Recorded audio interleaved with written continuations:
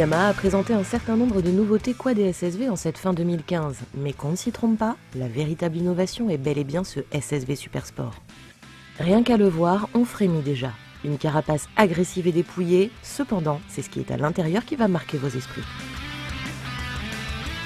Mais laissons Stéphane Peter-Ancel se prêter au jeu de la présentation de ce quad Yamaha pour Motor Live. Direction l'Arizona.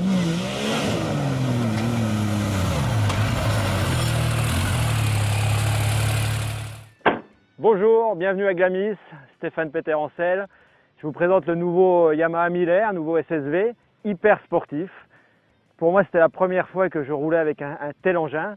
Alors, quelques caractéristiques assez simples. Tout d'abord, un moteur issu du motoneige à 3 cylindres de 1000 cm3, qui est normalement sur les motoneiges avec un variateur. Mais là, la grosse nouveauté, c'est que c'est monté avec une boîte séquentielle. Une boîte séquentielle 5 vitesses façon voiture de course.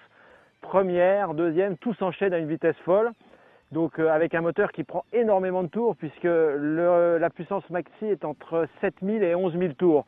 Donc vraiment très jouissif à faire monter les rapports à très haut régime. Donc beaucoup de plaisir. Grosse nouveauté aussi, puisque c'est le premier SSV sportif pour Yamaha, des énormes suspensions Fox, débattement de 400 mm, c'est-à-dire 40 cm de débattement. Des amortisseurs qui font d'anthrax à anthrax 80 cm de long, donc vraiment très impressionnant. Tout a été pensé pour que le centre de gravité soit le plus bas possible.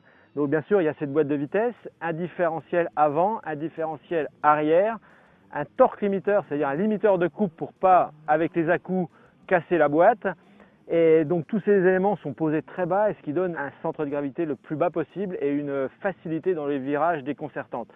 Ce qui est vraiment sympa dans ce genre de véhicule, il y a un nez plongeant aussi. La carrosserie n'est pas haute du tout, c'est-à-dire que lorsqu'on est au volant, assis, on a vraiment un champ de vision qui est quasi comme une moto. C'est-à-dire que là, on va traverser les dunes, mais à aucun moment on se sent dans une voiture fermée avec un champ de vision réduit. Là, c'est comme en moto, une espèce de sensation de liberté.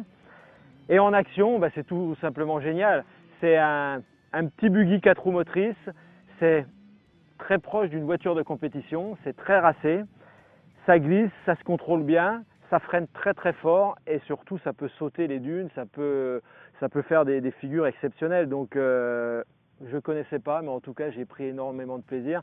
Moi qui suis chez Yamaha depuis 27 ans maintenant, j'ai fait tous les Dakar avec Yamaha, toute ma carrière d'enduriste avec Yamaha. Donc je suis très heureux de pouvoir aujourd'hui conduire un 4 roues.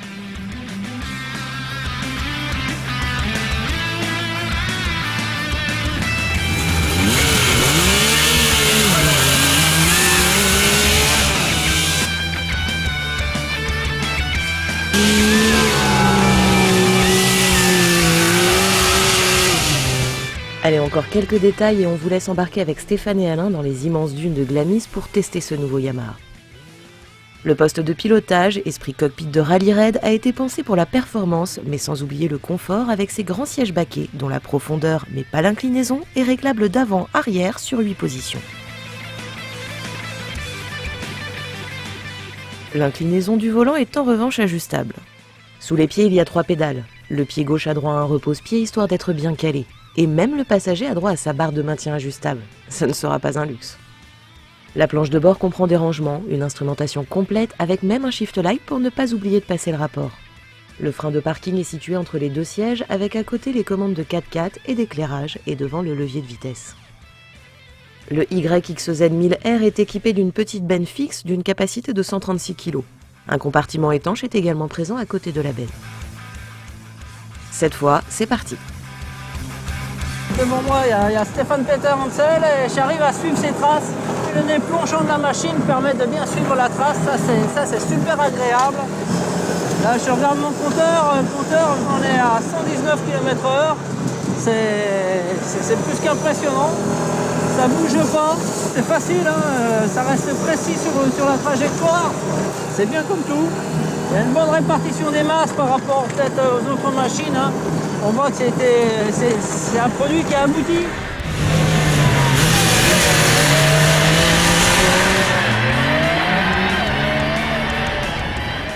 C'est un moteur qui procure des sensations d'un autre monde. Il y a des montées en régime pour qu'on arrive à jongler un petit peu avec la boîte séquentielle. On se croirait au volant vraiment d'une machine de course. En plus, il y a un claquement dans chaque fois qu'on passe le rapport, typique aux voitures de rallye raid, hein, c'est bien.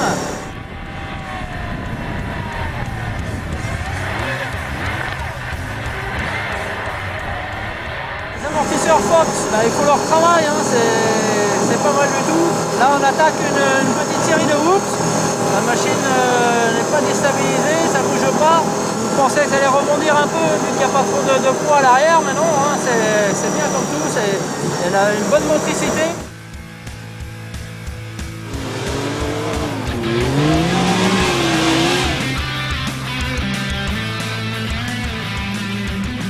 Sachez que Yamaha Europe a décidé d'importer ce YXZ à compter du mois de janvier 2016 dans sa version non homologuée et dans un premier temps uniquement en jaune 60e anniversaire. Quant à la version homologuée, elle est prévue pour le printemps 2016.